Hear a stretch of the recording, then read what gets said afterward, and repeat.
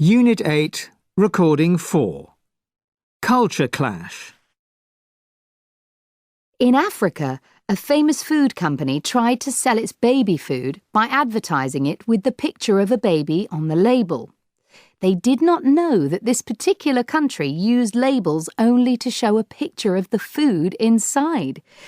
When PepsiCo used the slogan, "Come alive with Pepsi," in Taiwan, they had no idea that it would be translated into Chinese as, "Pepsi brings your ancestors back from the dead." Misunderstandings such as these about language or about culture are sometimes comical but can also cause genuine hurt or anger. Business styles and customs vary widely in different countries, and what is normal in one culture can be completely unacceptable in another. How well is your company prepared? Try this short test. Look at the following situations. What mistakes have been made? 1. You are in Paris on business. In a meeting, it is very hot, and you suggest to everyone that they take off their ties and roll up their sleeves. 2. A Japanese businessman asks, "When do you want the report?" "Yesterday," answers the American businesswoman. 3. In an Arabic country, a group from a British company are invited to a dinner party. They all bring gifts, and during the evening they continue to talk about their work. 4. A sales manager in Hong Kong is angry because his workers are always 15 minutes late for work. He makes a new rule that they all must come on time. 5. A Spanish secretary receives an urgent request to email a report to the New York office before 2/3. She sends it on the 1st of March. 6. You are having a meal with Chinese colleagues in Nanjing. After the meal, you use the hot towel to wipe your hands and your face. How did you do? Did you spot the cultural clashes?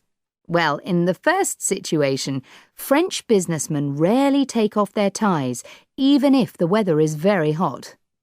The idea of the American casual Friday, where the boss is called by his or her first name, and people can wear jeans and trainers, is a complete mystery to many other nationalities. In Germany, for example, colleagues often call each other by their titles and surnames. For example, Herr, Doctor, in the workplace. For many Western countries, time is money, and good business equals fast business. However, in some cultures, people consider that building good relationships with business partners is more important. They think in months and years, and not days and hours, and they find Western executives impatient. Socializing in different countries can be tricky.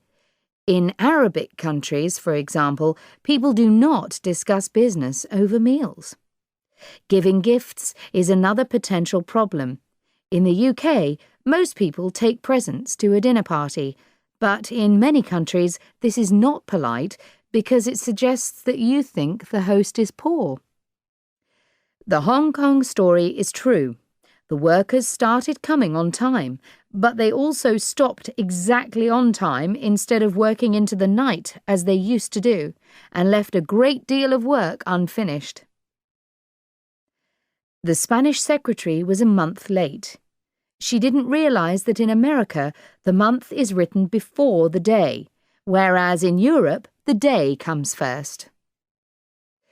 Finally, in the Chinese restaurant, it is bad manners to wipe your face with a towel.